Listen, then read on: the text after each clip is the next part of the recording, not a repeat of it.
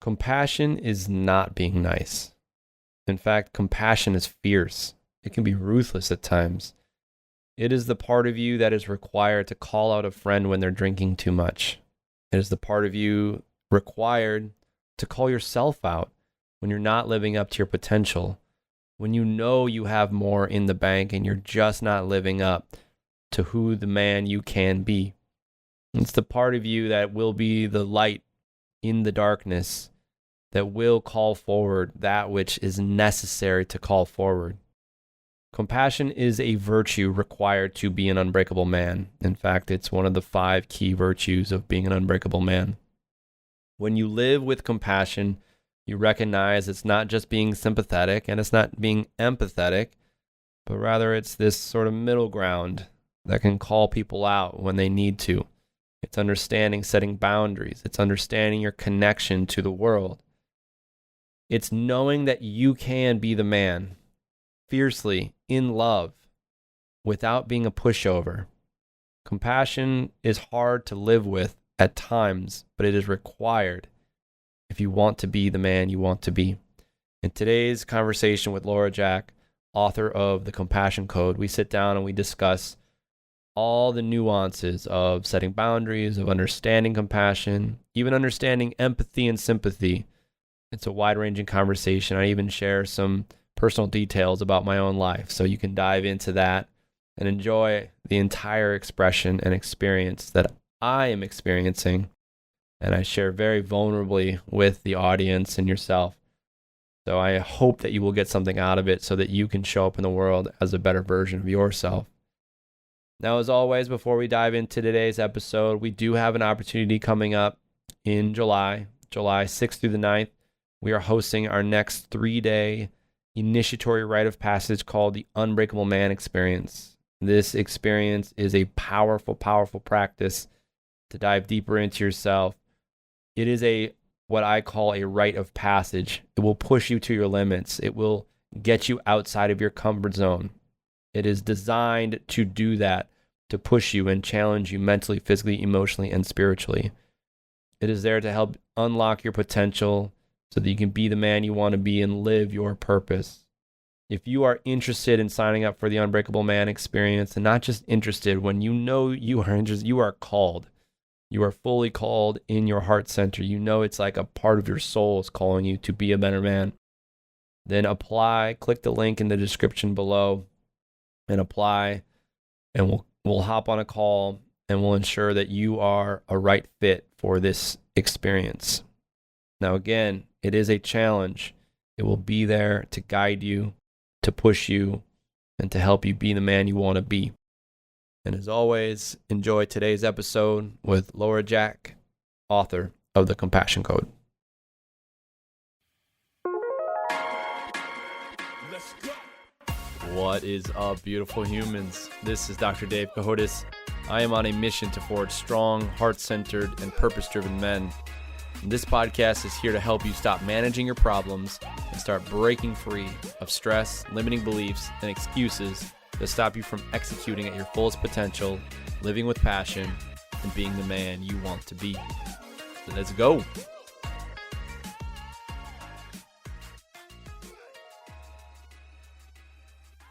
Laura. Hello. Welcome to the show. Thank you. I'm really excited to sit here. We were actually just chatting about our avatars, our humanness, our egoic identities. Maybe that's a good place to start. You came through an experience yesterday, and I hosted breathwork, and I was so amazed by how you showed up, and you expressed something to me towards the end about moving through identity and ego, and you had an old identity and a new identity. And I want to start there. I want to start with this idea of transformation, because the type of guy that listens to this, and even women that listen to this, we're all going through this process of like expansion and transformation. Right. And we forget sometimes that it's okay to let go of who you thought you were so that you become who you are. Mm-hmm. And so I'm really curious about your experiences. You've gone on your own path of transformation, Mm-hmm.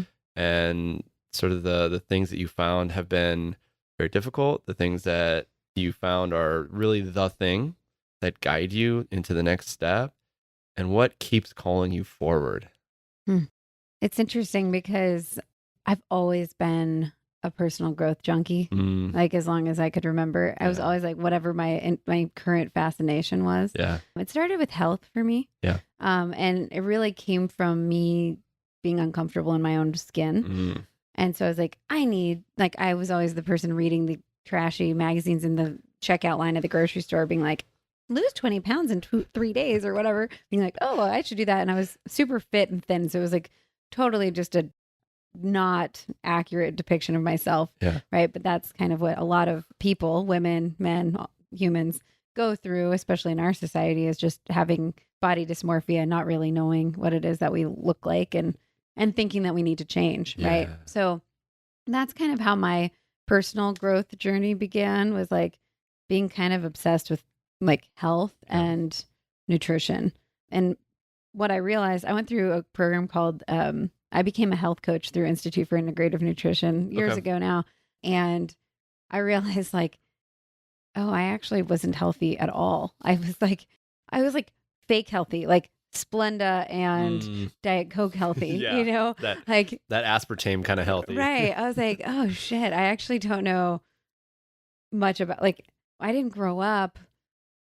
We grew up eating like square meals but Mm, like it was a lot of TV dinners and yes. canned vegetables and, Mm. yum Yeah, they stuff. call it vegetables, but it comes from a It's just can and it's canned. been sitting there for. It's like, I get that those are great, like if that's all you have, but like that was like, so when I was a senior I think I was in college and I came home for the summer and my mom was doing South Beach diet. Mm, And I was like, it was the most healthy, delicious food I'd ever eaten because it was fresh. I was like, oh, wow, this is it's amazing. amazing. Yeah. So, anyway, but my health journey really kind of had led to, other journeys for me. But really, like, the biggest thing that happened was in 2008, my mom was hit and run over by a car Mm, and she was killed instantly. And my whole just like way of being and living and doing and who I thought I was all came crumbling down in a moment, right? And yeah. so that kind of, that aside from like my health stuff, that came later, like my interest in each and every aspect, but my journey to self-discovery came from my grief, right? From Mm, going through the greatest loss of my life. And in that loss was like, I want to love life again. I had always loved life. I was a very jubilant person, yeah. and I I was feel a that. person who was just like stoked to be here, and her death was just so shocking and disruptive to my whole ecosystem Mm, that at first I was just like, no, I'm just going to like go on as business as usual. Like I'm going to be strong and I'm going to do all the things. Right. yeah. And, that didn't work at all. Yeah. And so, yeah, so that really was the beginning of my journey of awakening because I was like, I want to love my life again. And I'm here still. Yeah. Like, I don't want to die with my mom. Then she dies for nothing. Like, I want to live. I want to Yeah. fully live. And so everything for the last, since 2008. So whatever we're on now. What year is it? Yeah, it's a long time ago. Yeah. Whatever that journey for over 15 years now has been to Yeah. really like live my fullest life and to like really make meaning out of this existence that we have here on earth. That's incredibly special. And I find that when we're on a path of transformation, it often is, I call it the big D, like the universe gives us Mhm. a big D, whether it's a death, a divorce, a diagnosis, Mhm. devastation, disaster, whatever. There's something that happens in our life that just rocks us so much that it's not business as usual, as you were describing. And it's, oh man, like I need, like, my old ways of being no longer fit the new way in which I have to understand and cope with the world around me. Right. And the universe gives us the guidance, and it's, I wouldn't say the guidance, but rather the nudge in the direction. Sometimes for it's us. a smack in the face. It's a 2x4 right. to the face. Right. And it's, for me, it was financial disaster. That's really what it was. It was like, that was my big D. And then there was like this like overwhelming feeling of like inadequacy and unworthiness and just like the sense that like I'm never enough. And I spoke to that a bit yesterday, but when I was going through that, I knew there was worth in me. and I knew I needed to bring something of value to the world. And I just felt so called to a mission. Like, that will be my worth. And then ultimately, I've just discovered that I'm just finding myself deeper within, finding the worth within, finding the adequacy within. And then, oh, by the way, in doing that, I get to now express myself as I now show up as a man that gets to facilitate breath work and help people heal deep inner wounds and do trauma work and all of these things. And it's so beautiful to be on that path. And I know you've been on that path, and that's what called me to our conversation and finding that. And one of the things, and this is really what called me to sit down with you, is that you've written a book called The Compassion Code. If I got that correct. Yeah, you did. And one of the things that sticks out for a lot of guys listening to my podcast and also coming in through my programs is there's a few camps that in the men's world, in the men's work world and men's health. And the two camps, we'll call them, there's really three camps. I'm sort of like in the middle, right? I'm like that middle camp. But like on one side, it's like this hyper emasculated, just like, I think of the like lions, not sheep guy, you know, the like the warrior's way, like be a man, do man things, and you know, we will fight against feminism and we will reclaim masculinity. And you know, it's got a lot of backbone, but it's got no heart.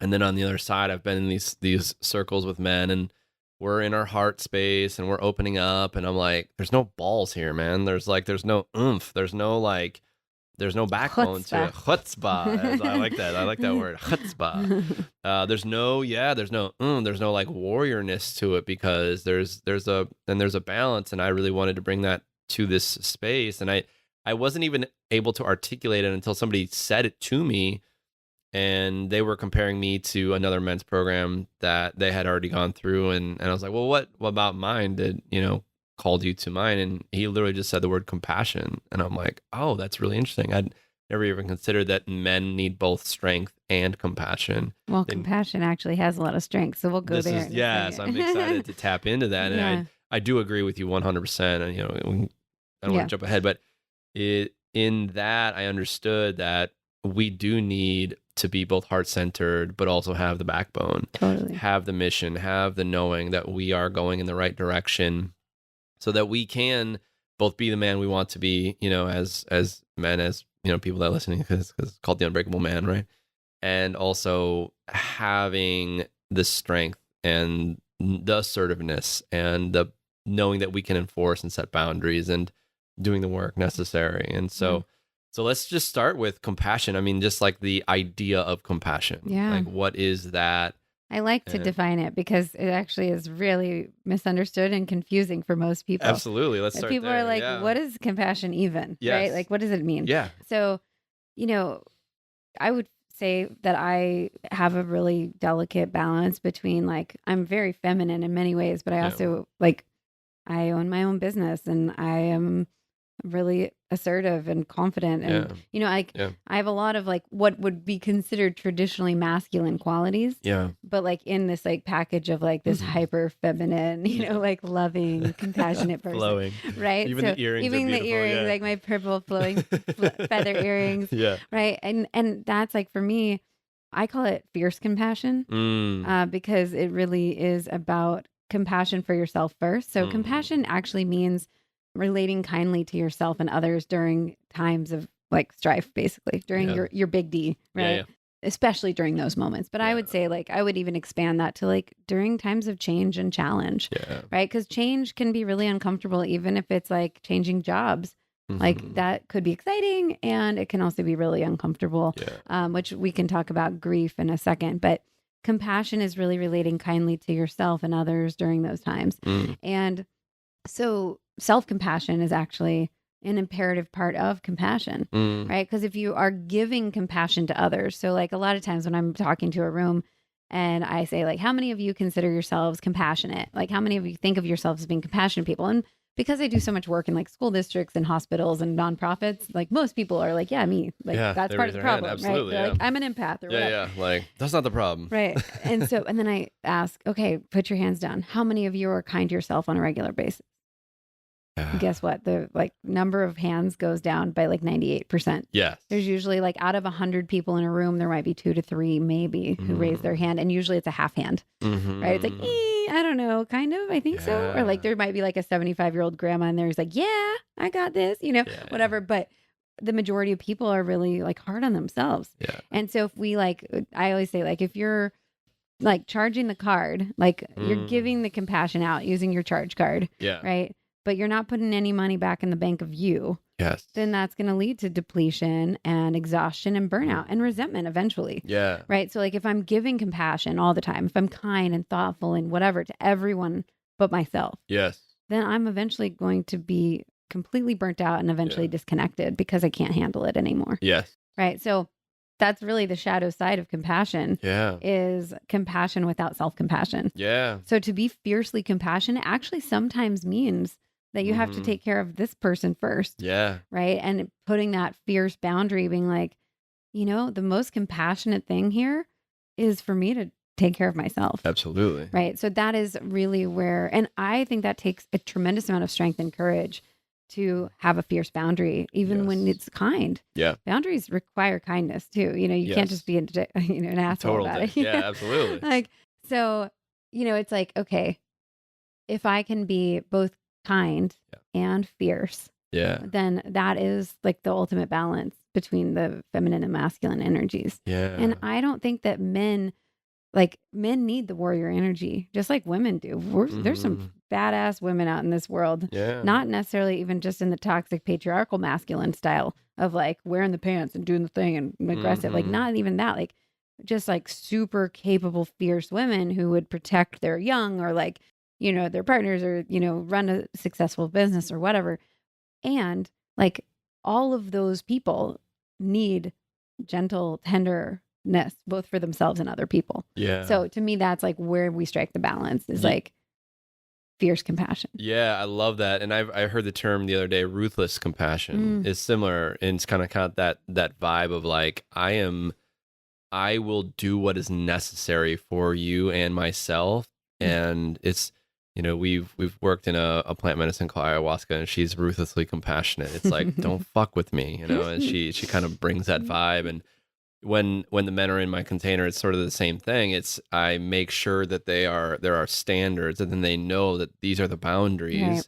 That's for the safety, and that's where safety comes in. And that's where safety comes in. And I am deeply compassionate for them. I love them more than they absolutely know. And if they get out of bounds, then it's like it's a fierce boundary. Yeah. But that also is like what kids need that too.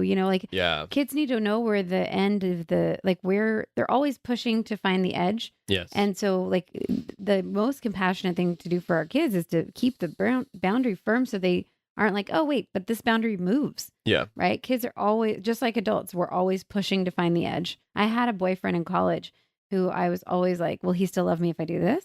Will he love me if I do this? And like, I was not a nice person. I was doing like unkind things. Yeah. Right. But it was because I was testing to find the boundary. And one of the things I fell in love with about my husband is that like, he was like, absolutely not. Like, it was so clear what the boundaries were. Like, I remember I used to like have these like little punch fights with my college boyfriend where we like punch each other in the arm and be like, okay, punch me, whatever. Who knows why that was cool. Yeah, right? yeah. And so like at some point I like kind of hit Aaron, my husband, like on the arm, and he's like, we don't hit in this relationship. Yeah. Like not now and like not in 20 years. Like I don't want us to get in that habit. And then like down the road, it turns out to be bad. Like, because I can't hit you, so you don't get to hit me. Yeah. And I was like, whoa, okay, cool. Like, that's sexy. Like, tell me. Yeah. Because I don't want to, like, it was a really healthy boundary for me to have. Yeah. Like, at first I was like kind of confronted by it. Yeah. But then I was like, oh, cool. Yeah. Okay. Yeah. You can soften into that. Yeah. And you know where the edge is, and you can feel safe. Yeah. And then I feel safe. Like, now that we've been together for 17 years, like, there are times where probably one of us would have punched each other in the face had we not established that early, because it gets rough. Yeah. Having children and all the things.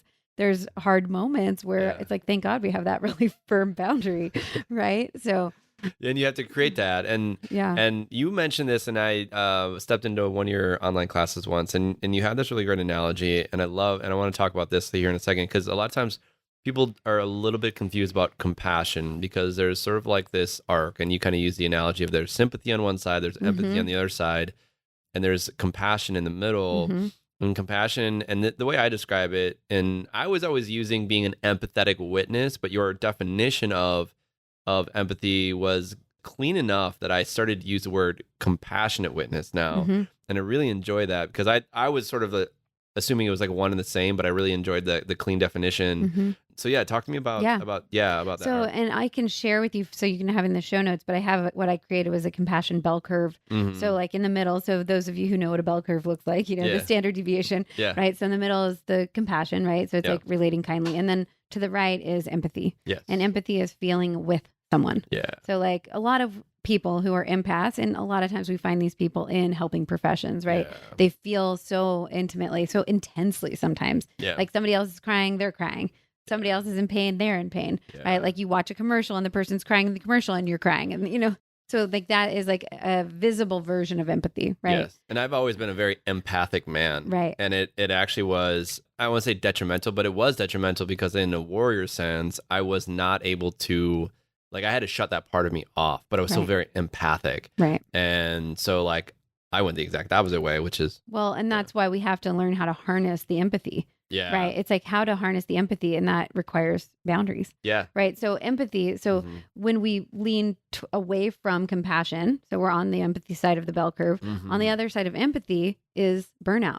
So what I always say is like, you can't feel with someone or with people for an extended period of time without boundaries, without burning out. Like, you will burn out. And so I actually call burnout really is empathy overload. Right. It's like I've been so empathetic that I am now burnt out. Yeah. It's like the credit card. Right. Exactly. And then on the other side of burnout is disconnection. So like on the edge of the bell curve, right on the like kind of that bottom little rung. So then if we go over to the other side of sympathy, so sympathy is feeling for someone. Right. And so it sounds a lot safer because it's not so like enmeshed. Right. But the danger with sympathy is that if we lean farther, it becomes pity. So it's disconnecting from our sameness, right? Our oneness. And it's like those people, them, other. And on the other side of pity is disconnection. But like pity is othering. It's like, oh, those people over in this other country that I'm not really connected with, right? So then we become so disconnected that it's the same as the other side, right? Like we've both disconnected for different reasons. And like we can float around the bell curve, right? Like some people were like at work, maybe for people who are therapists or something, they're highly empathetic at work, and then they get home and have nothing left to give their family, right? Because they gave it all away. And if they didn't have healthy boundaries and they didn't do all their whatever protection, etc., then they come home and they're like, bleh, like nothing left. So really like the goal with sympathy is to lean into compassion with connection. So like recognition of our common humanity, right? Like, oh, how are we similar rather than different? Okay. So like for empathy people leaning into compassion with boundaries, and for sympathy people leaning into compassion with connection. And I give the analogy of there's a snake pit, and the empath is going to say, oh, you're in the snake pit, I'm going to jump in there with you. I'm going to hold you. I think Brene Brown actually has a video like this. Oh, she does? Yeah, okay. I'll send it to you. Maybe that's where, like, probably where this like idea jumped in my head. But actually, I think now that you say that, I think this is kind of where I got it. Is, you jump in the snake pit with them, and I'll hold you, and we'll be here together. And then you get into their depression, and like you sort of like morphing and like becoming who they are, who you need to be, so that you can get some love. And this is like just like the classic version of people pleasing and codependency. Right. Yeah, absolutely. And on the other side of codependency is narcissism, though it's not like clinical narcissism. It's still, when we are codependent, we are also in a way narcissistic. Like we want our way, we want to get our way, but we don't feel like we can have our way. We're not allowed to have our way, and so then we need codependent. Like I need you to love me, so I'm gonna show up in this way. And if you don't love me, appreciate me, see me, hear me, feel me, then you're the bad person, right? Like you're hurting me. Like, why don't you love me? Why don't you have sex with me? Why don't you do the things that I want you to do? And then I'm absolutely raising my hand, speaking from first person perspective of that's absolutely who I was with my wife. And then I started to recognize that I was showing up in a pattern, that I was projecting my own internal femininity onto my wife, not even realizing it was so subconscious, thinking that I needed her and even as I was deep in my work of understanding masculine and feminine, I still was expecting that the female partner was the steward of the feminine energy. And then I realized, it's not like that. It's we are stewards of those energies within ourselves, both masculine and feminine. Exactly. And when we come online and we go into what's called sacred union within the self, divine union, we don't have to project on anyone else, and we don't need anyone, though we get to enjoy the experience.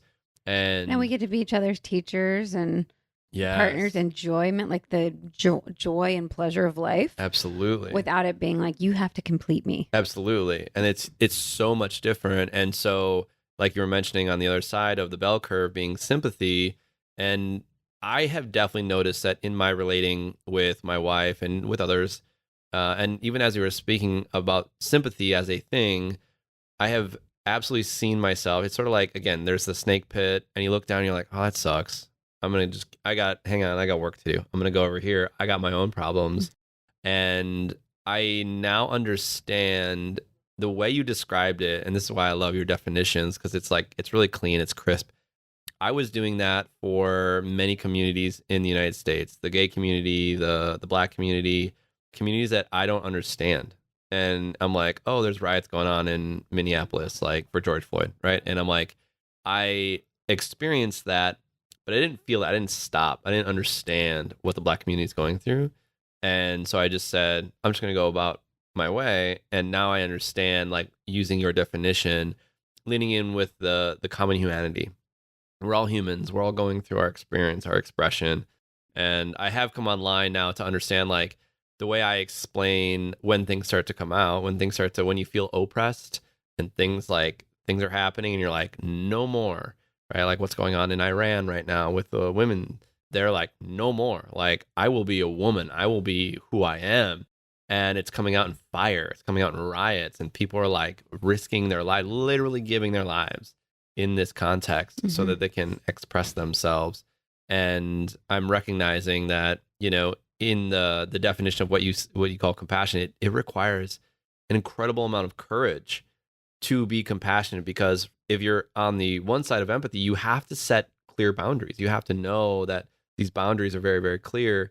And then on the other side, if you're sympathetic, but you're not connecting, it requires courage enough to open your heart to understand that this is what you need to feel. Like, I need to feel what this common collective is experiencing so that I can show up as a better version of myself, so that I can create safe space for anyone, men, women, children, whomever, so that they can be who they want to be. Right. And I think that's like the mission, is like allowing people to experience their own experience as a human. Yes. Right. And being a safe witness for whatever that truth is for them, and not making that bad or wrong. Yeah. Right. I think that a lot of times when people have their own experience, it brings up fear for people because they're afraid of change. Yeah. And they're afraid, like, oh, what is this going to mean for me? Yeah. Right. Which is, I think, why people disconnect. Yeah. Right. It's like, I don't know. This is scary. Yeah. Right. And valid, like, people are allowed to be scared, and like leaning into, okay, well, is that better? You know what I mean? Like, I think that's where putting ourselves in other people's shoes, or to the best of our ability, can really come in. Is like, okay, well, what would I want if I were in their position? No, I love that. So you're speaking on boundaries, and I do speak on boundaries a lot. And a lot of the men that come through, we do like tend, and I will say, like, if we're not somewhere generally in the middle, knowing which direction to go. So it's sort of like I love the bell curve idea, but it's like, can we ever be truly the most compassionate? And the answer is probably not, but we can always move towards it. We can always like use that as our compass, our guide to move back and forth, to know that we need to either increase our connection or we need to increase our boundary to know. And one of the main points that I speak to at all of my containers, when I say container, I mean my events, is boundary. Where do you have people start when they're setting a boundary? Like, how do they know, like, should I be like, nope, you can't talk to me, like I'm. Yeah, I actually don't encourage external communication at first. Okay. It's really about first noticing, because before we can set boundaries, we have to understand what our own needs are. Yeah. And most of the time we've been so shut down that we don't even know. So I actually really encourage people to play with feelings. And a lot of times we've pushed our feelings down, right? So this is new. So it's like, Yeah. I'm anxious. Interesting. Okay. So I always say, like, feelings are information. Yes. And anger, for example, is just information that your boundary has been pushed up against. Yep. Sometimes it's been jumped over, Yeah. right? And I'm mad now because you jumped over my boundary. Yeah. But like, I allowed you to get that close to my boundary Yeah. before I said anything. I always say, put your boundary 20 feet in front of where you thought it needed to go Yeah. before, because otherwise they're going to be touching an electric fence. Yeah. You know, like, you know, when people Yeah. like screaming at each other, being angry with each other, it's like, it's because I said yes 75 times before I said no. Yeah. And then now you got to my no. Yeah. And now I'm going to, like, it's going to be painful. Yes. Right. And I think that's one of the biggest things I've learned as a mother is, you know, I was so patient. I'm a Taurus. So like I have a tendency to be incredibly patient until I'm not. Yeah. But like, don't push me to the not. Yeah. Right. And so one of the things that I've been learning with boundaries is like, they don't know I'm about to blow. Right. Like they don't know what's coming. Yeah. Right. And so like one of the things that I used to say with my son when he was up in the night, like, oh my God, every hour. Yeah. And it was getting really bad. And he was probably about 3. And I was like, we are done with this phase. Like, I cannot do this. And I knew that it wasn't like a need, was like his needs were being met, like everything was safe, like whatever. So it was just like him wanting to spend the time with me. But it was like in the middle of the night, which is like my worst time. Right. So here I am, and I like can feel myself just like feeling just like this rage that's coming up inside of me. Like I just want to scream and yell because I'm exhausted. Yeah. There's a reason sleep torture exists, because Yes. it's real. It's real. It's very real. And so anyway, I started this new thing with him, and like this was years ago now. He's 5, but Yeah.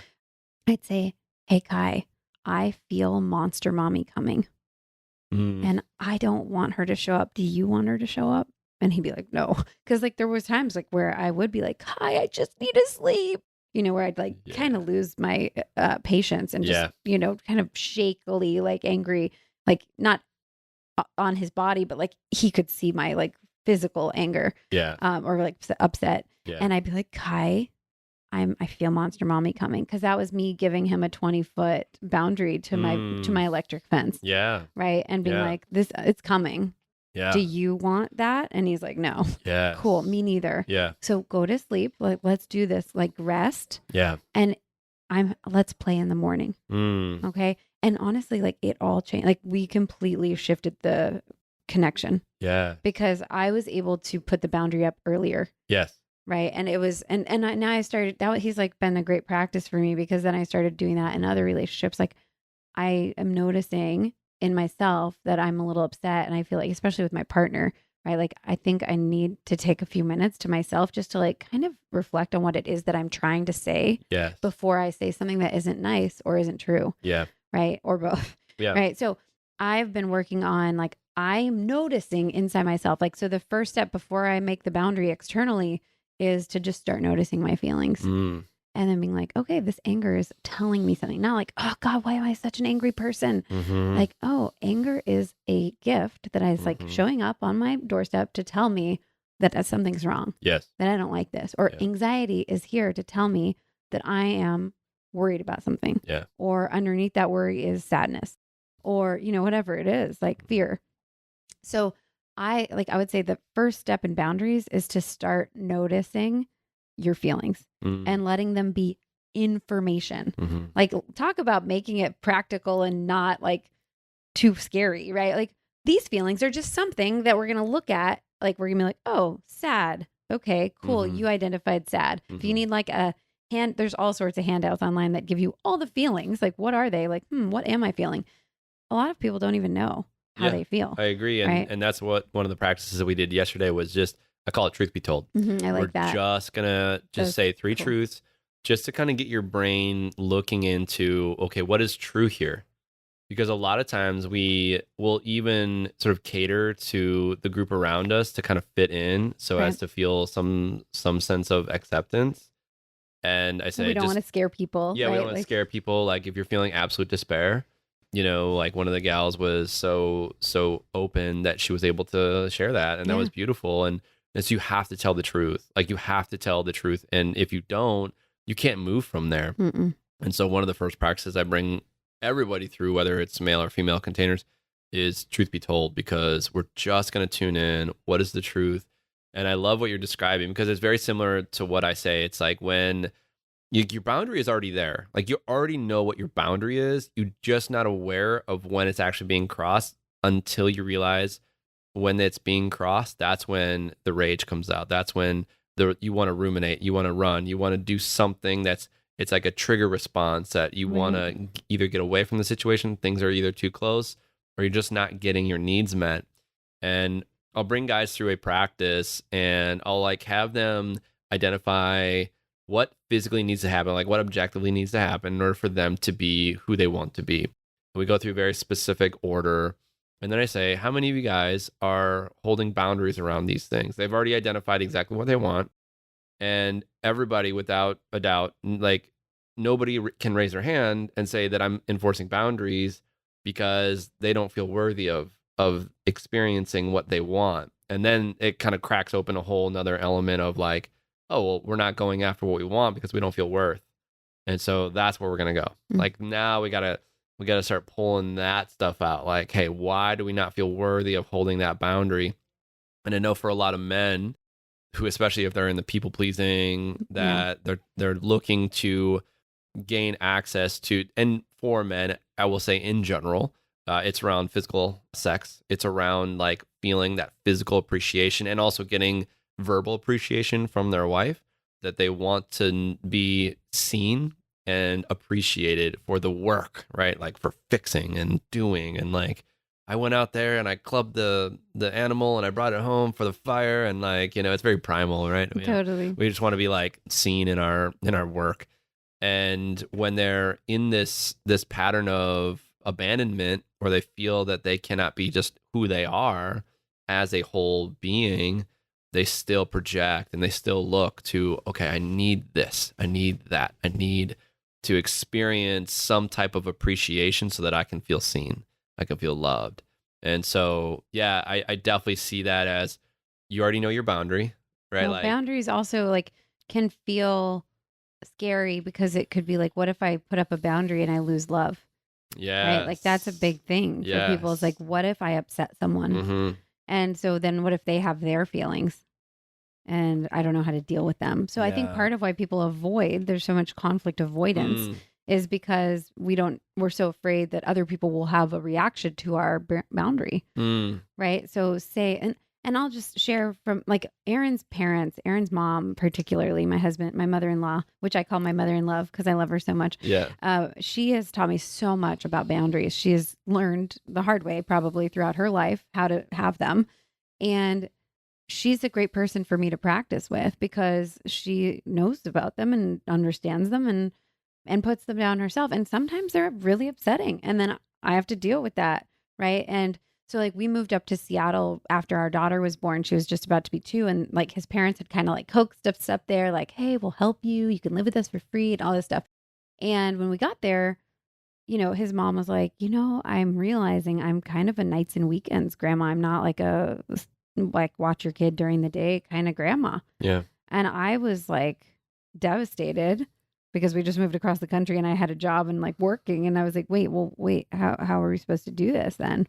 But that was her truth and it was her boundary. I wish I would have known it sooner, but she didn't know it. She didn't know it either. Mm-hmm. Right. And so it ended up changing the trajectory of like what we did. But in many ways, like the beauty of boundaries, even when somebody has the devastating reaction of like, wait, what? And I was mad at her for a little while, but we got through it. But the beauty is I can trust her. I know that she's going to tell me the truth. Yeah. So like, say I'm like, come over for dinner. And you're like, what should I bring? I'm like, nothing. And then you come over and you don't bring anything because I told you nothing. And I'm like, God, that asshole. Yeah. He didn't bring anything. Yeah. Guess what? Now there's a loss of trust for you. If I get mad at you, I'm like, you're like, what? What's going on? Well, you didn't like, if I probably wouldn't say anything to you, but there would be some kind of weird thorn between us and you can feel it. You can feel it. Palpable. And so when people say one thing, have a different expectation, or don't share their boundary and do it anyway and then grow resentful towards you, and you're like, wait, I don't understand.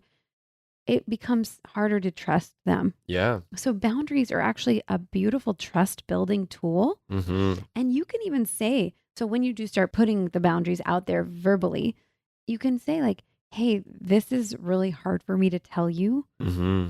And because it's true, it's hard. This is uncomfortable. Yeah. And I need to tell you that I'm not really open to your advice right now, Yeah. because I'm just still processing for myself. Yeah.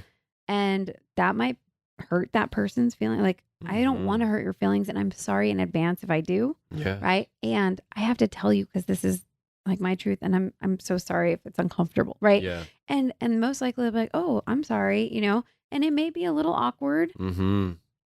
And that's okay. Yeah. Right. And so it's like recognizing like that person, like I'm allowed to speak my truth. And I also then have to be okay that person's going to have their feelings about it. Yeah. Right. So I've just been practicing boundaries like a boss lately. And it's been so beautiful, right? Because it's growing my relationships with people. Yeah. Right. Like, because they can trust me and I can trust them. And I have to know that, like, particularly, I'm like, hey, friends, can you all watch our kids overnight one night while Aaron and I are out of town? Yeah. And they're like, yeah. And I like know that they mean yes. Yeah. Because when they can't, they say no. Yes. Yeah. And so, like, when you have that established, I'm not afraid to ask. Yeah. And I know that they'll say no. Yeah. If it's not okay. And they'll tell the truth. They'll tell the truth. Yeah. Right. And so that is really, like, to me, like, boundaries can be really complicated, and they can create healthy connection. Yes. And a healthy relationship in whatever capacity, romantic or otherwise. Yeah. And I think it's really important, and we already kind of mentioned it, but just to almost summarize, like, you have to be able to tell the truth. Like, you have to know exactly when your truth is, and you have to be able to have that space in between reaction and stimulus and reaction, rather, where the stimulus is, I come to you, and, like, let's say we're in a relationship, and I didn't bring flowers on the anniversary or something like that, and it's like, then you have this underlying resent, and you're like feeling like, well, what the heck, and then you're realizing, oh, well, if you have the ability to, between stimulus and reaction, to recognize my love language, the thing that I feel love in connection is through acts of kindness and gifts, and this is important, but you don't explain that in the beginning, right? Then there's that miss. And if you have the ability to stop and witness, and this is why I preach meditation so much, because it gives you that moment, even if it's just a moment, just to explore that there's an experience inside of me. I don't have to get wrapped up in it, but I can witness it. I can be the observer of it. And now I can say, oh, okay, there's something here. What is that? If there's a miss, if there is a value miss, you're pissed, you now know what your value is. And that's the beauty. Like, you're describing information. In fact, that's actually exactly what we speak on, because emotion is energy in motion, and it comes in the form of waves, right? If you think about a radio wave, it brings information. That information is the song, and that song comes into us, and we experience that song. And so emotions are the exact same. It just comes in the form of wave. It brings literal information. That's what all radio waves do. It's just bringing information. And so if you're aware enough, have that ability to stop, witness, and then articulate, okay, well, what is my need? What is my need in this moment? Then you can actually say, okay, well, this is my boundary.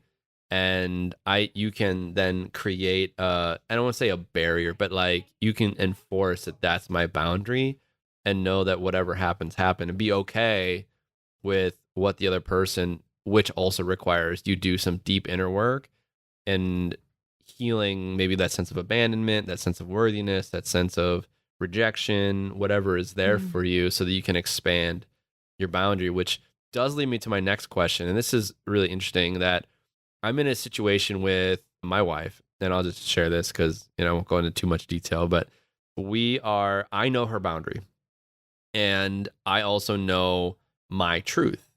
And my truth is on the other side of her boundary. And I also am in a deep connected relating with her, and I choose her as my wife. And I know that my expression is just who I am, and just being able to love, right? Like, it's like a miss for her. Now, my question is, if somebody has a boundary, and again, I do a lot of deep inner work, and I see that there is an opportunity for introspection on her part, though I don't want to, I don't want to call her out and say that she has to do the work, right? Because like she doesn't like that either. But I just have a different perspective on a certain subject. Is it up to the individual that they see their boundary and then they explore it, that they explore their own boundary to expand it? Or can you just set a boundary and just say like, nope, this is it. This is what it's going to be for the rest of my life. Where like, if you had like kind of your thoughts on that subject. Yeah. So Yeah. I have a couple more questions. Yeah, If that's okay. Just because like I kind of need a little clarification. Yeah. So are you saying like her boundary, like, is it okay for her to be like, this is my boundary forever and ever, amen? And like for you to just have to deal with that? Yeah. That's Or kind of like the sense that I get. can you give me an example that it doesn't have to be this exact thing if it's too sensitive, or this Okay. like, or something similar enough, like, so I can understand. Because I think give me a situation. Well, I'll just give you, I'll give you a perfect situation. Okay. I'm very gregarious. I'm very open. I'm very like loving, right? And like, let's just say early on, it was me being flirtatious with other Mhm. women. Let's just like use that as an example, Right. right? Being flirtatious with other women, and she would get very upset, Right. and I'd be like, "Why are you upset?" Like there was no confusion in my mind Yeah. I about love you. who I my wanna wife be is. I yeah. want to be with you. Like there was no confusion, and there was no like, hey, I'm gonna, bring this person in, and then we're gonna be in this polyamorous relationship, and now we're gonna have this commune, and like I want you to go down this rabbit hole with me. Like her mind would go like total down the rabbit hole, and then she's like, now I got to think about like, okay, well, if you're doing this, and I'm gonna go do this, and I'm like, no, like I don't like let's not go down that rabbit hole. So the just like from just an easy perspective, it's just like, let's just say flirtatiousness, because that's really common, especially for men. Like they wanna feel seen, they want to feel like known. And I do recognize on my end that for a while I was projecting my femininity onto other women, and I was like enjoying what the experience was through the feminine. And I would love that. I would love to be seen by women and like love flirting with Yeah. them.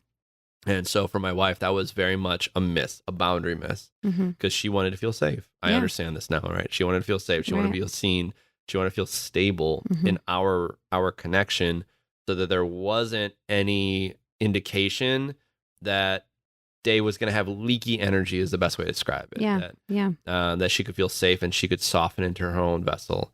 And so what I've noticed is that over time, she has explored that boundary, but it's still like, it's also very nebulous when it comes to her boundary, because Mhm. it's like, well, what does that look like? What does that mean? What is it like? So like I'm asking, trying to get objective clarification, but Mhm. she can never create objective clarification. So that's Yeah. my question relative to that boundary. Thank you. Yeah, I Mhm. appreciate that clearer understanding. So Yeah. I think for me, a lot of times it's about a come from, Mm. right? So I'm a flirtatious person too. Mhm. Like I'm a very loving, like people always thought that I was being flirtatious even when I wasn't, Mm. just because I'm friendly. Yeah. And when you're like friendly, then a lot of time that can even be misinterpreted Yeah. as flirtatious. Yeah, So yeah. it can go both ways, right? Yeah. And be misconstrued and Yeah. etc. So we're talking about two different things here, because one is her boundary of like, Yeah. what is comfortable for me as far as what is my partner doing, how is he behaving, etc. Mhm. And one of them is like for you, like I want to be able to express my love freely as long as it's not passing some certain boundary. So Yeah. I think for me, if I were in the position where I was, I am kind of the you in this situation. Mhm. And I happen to have a husband who met me when I was living with three guys. So like, and like, I was living in a foreign country on an island in the Caribbean, Yeah. not wearing a lot of clothes a lot of the time, like, so Mhm. he was kind of used to that part of me Mhm. just being who I was. And so that hasn't been an issue for us. And that comes because he has a lot of self-confidence and comfort in himself and trusts me. Mhm. Right. So that's where the question becomes, is like, Mm. where have you, like, what are the indicators that could be either me or past relationships that I'm not trustworthy? Mm. Right. Because really it's a matter of trust. And part of why it's hurtful to you is because you're like, I'm not going to do anything like Right. physically, like I'm not going to like have an emotional affair. I'm not going to be intimate with anybody else physically. Like, I think it's knowing what are the boundaries. Like, what are the boundaries? Is it Right. like I can't hug another woman? Is it that I can't talk to other women? Like, because that's not okay for me, Yeah. right? Like, I love humans, and so I'm going to be talking to humans, and I want to talk to them, and I love you, and so what feels safe for you? Yeah. So like a boundary conversation that's not like, well, this is my boundary and this is my boundary, that could leave people feeling really stuck. Yeah. Right? Because like, what if there's a huge like crevasse between the two of our boundaries? Yeah. Right? And then it's like, well, wait, how does this work in our relationship? Right? Yeah. So a healthy boundary conversation is like, hey, I noticed that you get upset when I'm talking to other women. Yeah. And I don't want you to feel upset. I can't control how you feel, right? Because you can't. And like, I'm a human living in the world, and so I'm gonna be talking to other humans. You know who I am. Like, what would make you feel most comfortable? Like, I already married you, and I said that I would not forsake you, or whatever those words are. Yeah. Like, and I'm committed to this relationship, and like, I'm not gonna go outside of the marriage sexually or whatever. So like, what else would you need to feel most comfortable? And like saying it in such a genuine, curious way, where it's like, would you need for me to not be alone in a room with a woman? Would you need me? Like, what are those things that you need? And you don't have to tell me right now, but like, what are those things that would make you feel safe and loved? Yeah. And also allow me to be who I am in the world, right? Which is a gregarious, like loving person, right? Male, female alike. Like you said, I love all of my clients, like they're men. Yeah. You know, it's like you love them so much. I love all my clients, men, women alike. I was a massage therapist, like, and you were a chiropractor. Yeah, it's like you're touching other people without clothes on a lot sometimes, you know, so it can be really uncomfortable for our partners, right? So having that really honest, open conversation, like, this is what I need. Does that work for you? And then like, what do you need to feel safe and loved? Yeah. Right. So does that make sense? It does. And for me, and I guess I can share a little bit more of like a specific context. So like, we'll get into like deep understanding. And the thing with my personal journey of transformation is I have tapped into opening my consciousness. And this is where things get like super trippy, where you start to become aware of not only like what has happened in this lifetime, but then all of a sudden you're like, tapped into another dimension, or tapped into another lifetime, and you start seeing your connection to other people. And I'm sure anybody has ever felt this, which is they're in a room and they pick up on somebody's vibe, right? Like you just pick up on their vibe and you know it, and you're like, whoa, I know this person. And there was, and in my expansion, I say in my expansion, but just my conscious awareness expansion, I've picked up on what I call soul family, which is like, you just know, you're like, I know that person. The gal that was here last night, my dear friend Cecilia, she's just soul family. Like, I just know her from just like a whole nother life. Like, I just, like, it's like our souls know each other. And the vibe I get with her is very much sisterly, but also like very innocent. Like we were kindergarten besties is the best way to describe it. Like we just totally know each other, and we like love to play in that innocence. And I love her dearly. I can kiss her on the cheek. I can kiss her on the forehead. And she's like, I just love her, right? Like I love her. Now, there was a connection for me that, again, in this whole realm, that I met a past lover. Like, and when I say a past lover, I mean like, it's sort of like like the first love you've ever met in your life. You remember like, back in the day when you're like late middle school, early high school, and you just, boom, you just fall in love, right? And on the human side, you're like, oh yeah, like I love this person. And like, you like let that go on. But what this was for me was my connection to my first soul love. And I met this person and I was like, oh, fuck. Like, and this is really interesting because this person, I have not met this person in person. Like, I have no idea. I've never seen her in person. I've never met her. Though we just instantly knew because we met through a common connection. And we were just like talking to each other like, oh my God, like I'm getting this download. And like, we're just seeing the same thing in our mind's eye, sort of visual, like, and it was the craziest thing, man. I had to like relive a past life trauma where she died, and like, it was as if we split apart so our souls could evolve. And for me, in my own personal expansion, as I'm learning this whole thing around consciousness and expand. Like, you get some weird stuff sometimes. Like, you start talking to entities and you're like, what? Like, you get these voices in your head and you're like, well, you want me to do what now? And it's really crazy. But for this experience, it has brought forth so much healing for me personally, because it made me realize, like, okay, I love my wife. I do. I love my wife intently. Like, she is, the woman I want to be with. She is the mother of my children, and I choose her. I actively, consciously choose her. And I also experience a deep, intimate connection with this other human who, again, I've never met. Like, I just know it. Like, it's very, very clear on my heart. And when you're tuned into energy, you can just know these things. And so for me, I'm just open to explore, right? Like, explore these things. And I'm trying to also explain, hey, like, to my wife, this is on my heart. This is what's happening. Like, I'm trying to, like, understand this. And that is an incredible edge, right? Because it's so nebulous. Because, like, for her, I know it has no boundary. It has no standard, right? It's not, like, very clear of, like, like, you're my wife. I'm not going to go, like, hook up with this woman or, like, get into a relationship, because there was no confusion for me on that end. But I'm trying to, like, explain what I'm feeling, and I need to, like, know. I just needed to know at the time. And so the boundary was no. Like, that's absolutely no. And I'm like, all right, like, that's the boundary. And so I had to stop, and then I had to witness my own self, and I honored that boundary, which is really interesting this whole time. And this is why I love this conversation about boundaries. The whole time that the boundary has been set relative to the expression of this love and just exploration, we'll call it that, I've had to go deeper into myself, because I'm a man that just lives in integrity, and I need to live in integrity. And by me not pursuing, like, kind of going down that path, there was only one way to go, which was deeper in.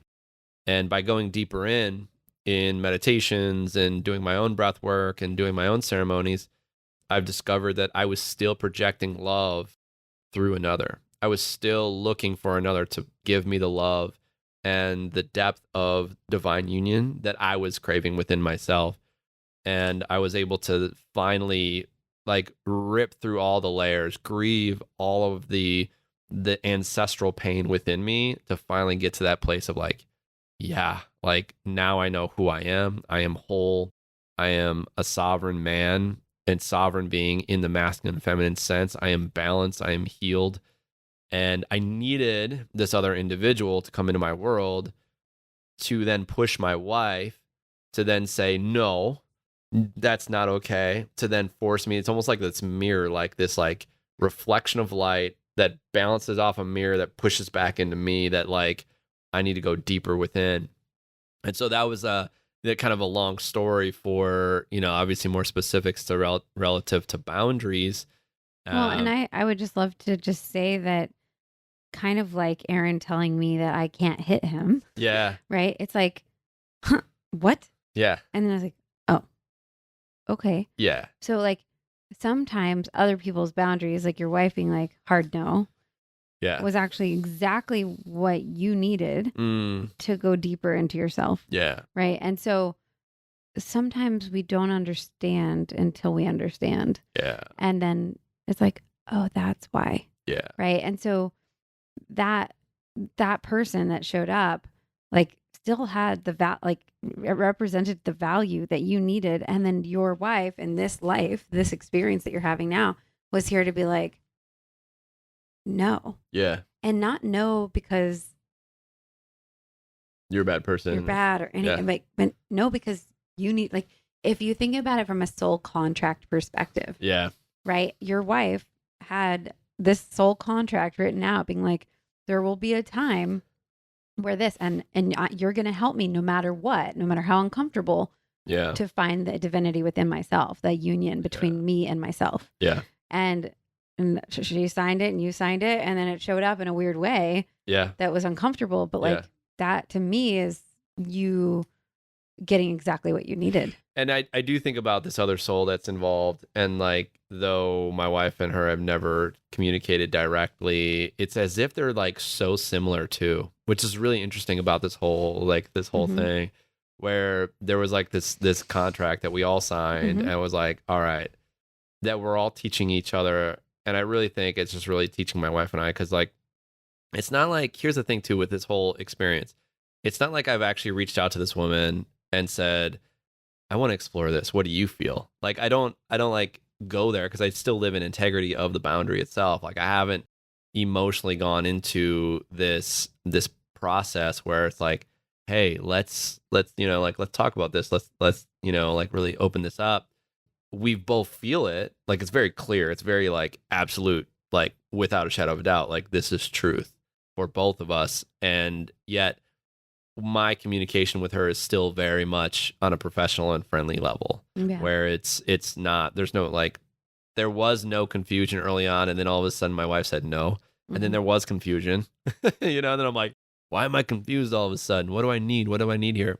Which then again begs the question. Confusion is the information that I need to go deeper within myself to find a sense of wholeness. And so I went through my own personal process of going deeper within myself, realizing, oh yeah, I was still projecting this. And I had to grieve a lot of pain and like be willing to let go of anything in my physical reality, including my children, including my wife, including like love from anyone. I felt like I was like just for a few days there, I felt like I was completely unlovable by anyone. It was so incredible. Like, it was incredibly painful, and yet at the same time, like exactly what I needed to rip these layers apart.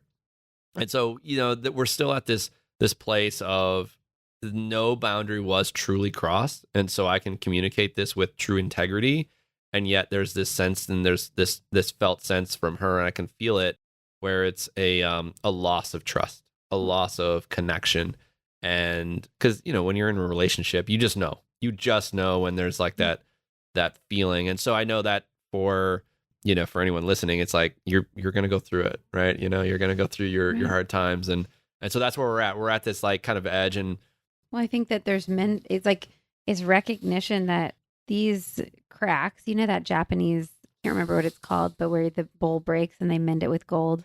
And it's like this, it's like stronger in the breaking points. Yeah. And it kind of like if you break a bone and they fix it, and then like it heals stronger.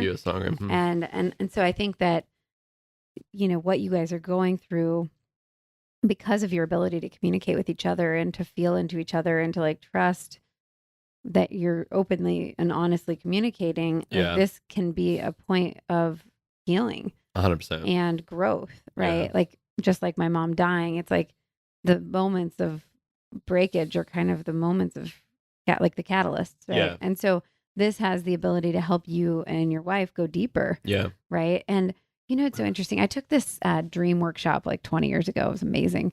And it was like one of my earlier things that was like kind of different than, mainstream culture. And I remember one of the teachings that I kind of have morphed in my own way through the grief work is that, the guy who taught the class, he was talking about how he was having dreams about his like his ex-wife or his ex-girlfriend. And he was like it was like very upsetting, because he was like missing her. And she was living in like somewhere far away. It was like a drivable distance, right? But, and in the dreams, she would be calling to him to come. And so he like, the first time he was like, this is so weird, because she like didn't want to be with him anymore. And so he called her. He's like, I'm dreaming about you. And like, I don't know what to do with this. Right. So, and then like the dreams got stronger and stronger, to the point where he ended up like going to her, like driving to her. And she's like, these are dreams. This isn't the truth. He's like, but you're calling to me in the dreams. Like, I feel you're wanting me. And one of the determinations that he came up with that has like really been so fascinating to me, and I use it in my grief work, is that he was longing for parts of her that he didn't have. Yes. And so in the dreams, it was like, she was queenly in her way of being. Like she moved slowly in the world. Like, she walked regally, and she always wore beautiful flowing clothes, and she was never in a hurry. Like, if you think about what a queen does, it's like she's moving slowly and gracefully, right? And he was like, I'm always rushing from place to place. I don't like think much about what I'm wearing. My house doesn't feel beautiful. And so he started incorporating the elements of her that he like missed and was longing for into himself. He started walking more slowly. He started dressing more nicely. He started making his space beautiful and like filled with plants, and like really simplified his space and did all the things that he longed for in her, and his dreams went away because what he was longing for was not in another, it was in himself. I long to be like she is. And that was what he was wanting. And so in a lot of the grief work that I do, because a lot of times when I'm working with somebody who's grieving, it's not just the divorces or the devastations, it's like the deaths. And so somebody's gone and we're longing for them. And we're like, well, what is it that I want in this other? Like, so imagine that your soul person that you met, like, is actually no longer in existence. Yeah. What am I wanting from this? Yeah. Right. And so like for me, my birthday just happened and my mom was like the most amazing birthday person. So for the first like 5 to 10 years after she died, it was like my birthday was the worst because I missed her so much. And then I remember, and actually it was 2014, so it was almost 10 years ago. It was my birthday.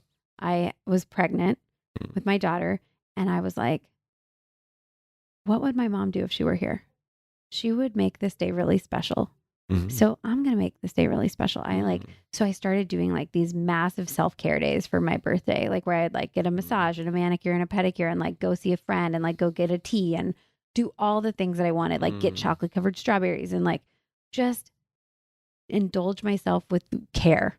Yeah. And then my longing for her, it's not that I didn't still miss her, but my longing for her faded because I was now being her.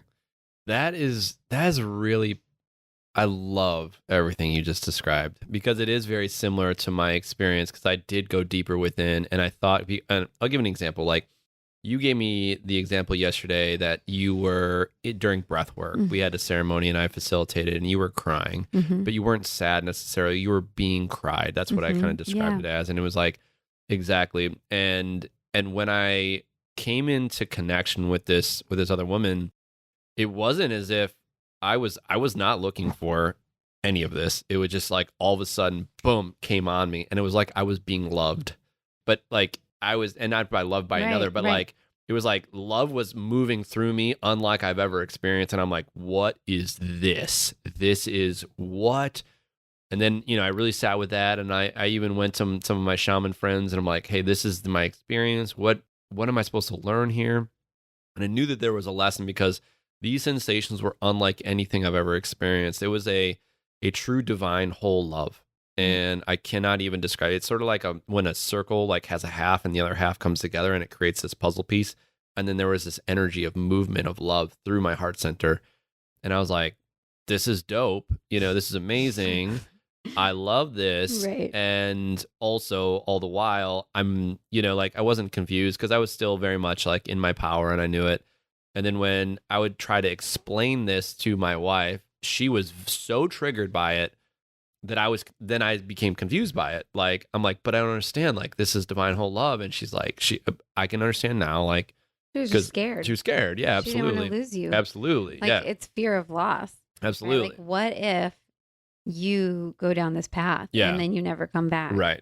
And then I'm alone. And then I'm raising this children. And then I'm like, you could follow totally. the rabbit hole. It's a rabbit hole for sure. Then we're like on a commune. You're like, no, I'm not doing that. No, that's not what I want. Like, but what if you are? Yeah. Right.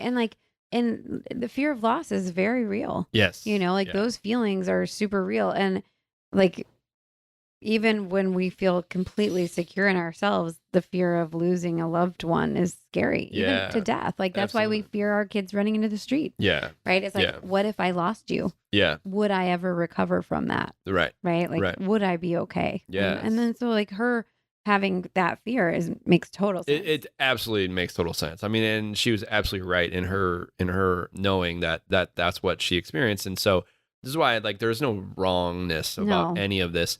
And so what you were describing as when you lost your mom and you started to implement and integrate the essence of your mom into your world, it's as if that charge, dissipated in it. And so for me, what I went through, and this is very recent, in the last 3 months, I actually took a break even from doing almost everything because I had to go through this intense grief. I went through an intense grief period.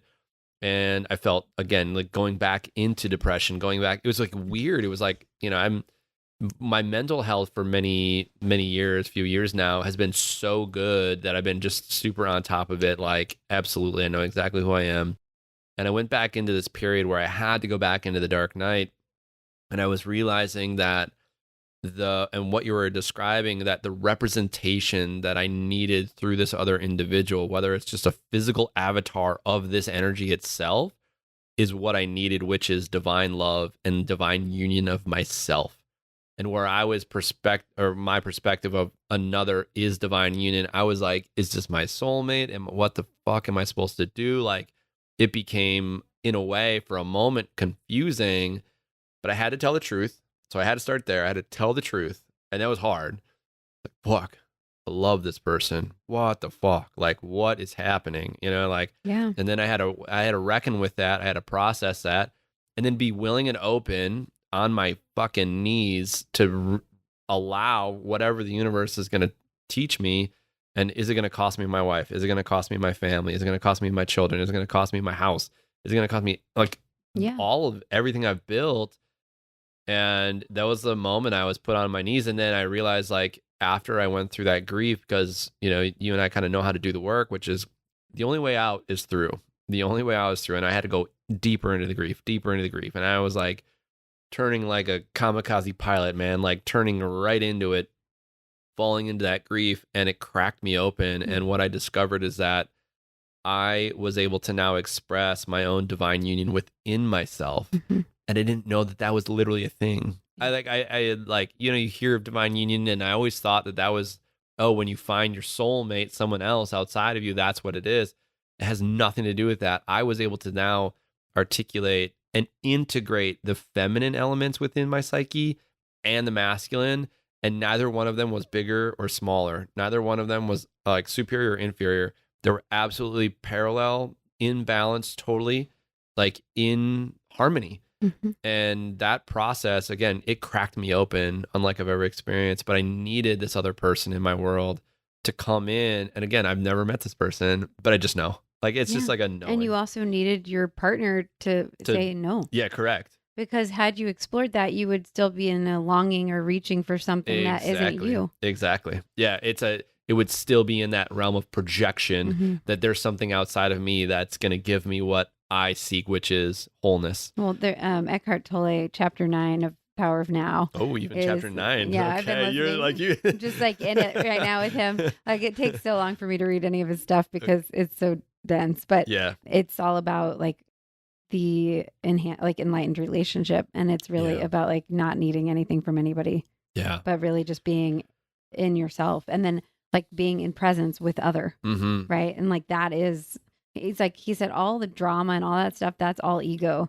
Mm. The presence, like pure presence with other, is what relationship really can be. Absolutely. And so that's like every time I get into an argument or do anything, I'm like, okay, this is not me being in presence. This is not like a whole. This is not me and my wholeness. This is me and my ego. And like, so I feel like you have been navigating some really difficult waters, and, good for you for going there, and I think boundaries, going back just as we kind of get closer to completing our time together, is just such an important thing for people to know that it's okay, and that it's okay for it to be kind. Yes. Right. Because what you were talking about is like telling the truth, but it wasn't like mean.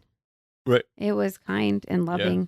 Like, being a boundaried person doesn't mean like zapping the fence, right? It's like saying, hey, I really want to talk to you about something. So I want to give another example of a boundary just for, your people. So when my husband was out of the country in October, I was supposed to go visit my in-laws up in Seattle. Mm-hmm. And I was really feeling a lot of anxiety about it. Mm-hmm. So I was like, anxiety. Okay. And I was so nervous to call and talk to my mother-in-law, because I was like, they're going to think that I'm trying to withhold the children if I don't go. Or like, they're going to think, because there's so many like yucky paradigms around like mother-in-laws and daughter-in-laws and like kids and all the things. And so I was like, I was so afraid. And so I was on my way to Dallas. I was doing a speaking engagement, and I was on my way there. So I had some time in the car, and I was thinking about it. Like, what am I so afraid of? And so I called her, and I was like, hey, I just want you to know, like, I really want to come and see you, and not but, and Yeah. right, Always and always and I'm feeling really anxious about it because Yeah. I'm playing out the scenario in my head. I want this time to be nourishing because it's been really hard to have Aaron away, and because he was gone for over a month, and I don't feel like it's going to be nourishing to be there, for these 3 reasons. And I don't want you to think that I don't want to see you. I just think maybe we do it at a different time, or you could come here, one or not. But I don't think coming there is a good idea. Yeah. And she was like, okay. And I was like, really? She's like, yeah. Well, she's like, what if we went to the beach instead? I was like, huh. Well, yeah. Because part of it was like being afraid to be in their house because we couldn't make noise because there's renters and all this other stuff. Oh, right. And I didn't want the kids to be disruptive and me having to navigate like, hey, kids, be quiet. Stop being children. Yeah. Like I didn't want to have to go through that. And so she's like, well, what if we have this family beach property we could go to and go play at the beach with the kids? And I was like, that actually sounds fantastic. Yeah. I was like, let me sleep on it and I'll call you back tomorrow and like tell you what I think. So I called her back and I was like, yeah, I think we can do that. Like that sounds really good. So then like 3 days before I was about to leave, she's like, oh my God, it's so exciting. We're getting a dog. The kids are going to love this. They're going to have we'll have a new puppy and it's going to be great. Yeah. And then she's like, we probably won't go to the beach though. And I was like, I like got on the phone. No, she texted me this and I like started crying immediately because I was like, I can't do that either. And so she called and I didn't answer at first. I like let it ring 3 times and I was like, I need to talk to her. So I answered the phone and I was like, I know you're really excited about getting this dog and I'm really sorry. And I'm not trying to change your opinion. I just think we're not going to come because it sounds like that's a really important priority. Again, I'm not trying to take the kids away from you. The thought of like, it sounds good in a Disney movie, but the reality of like you having a new dog means you're up in the night and I really need your help if I'm there. And like, if you're up in the night with the dog, because it's a brand new puppy, you're not going to be available to help me. Yeah. And then we're back in the house, which was my original anxiety in the first place. And she's like, oh my God, I didn't even think that through. Like, I'm so sorry. Let me call the breeder and see if we can wait for a week or whatever. Yeah. And I was like, really?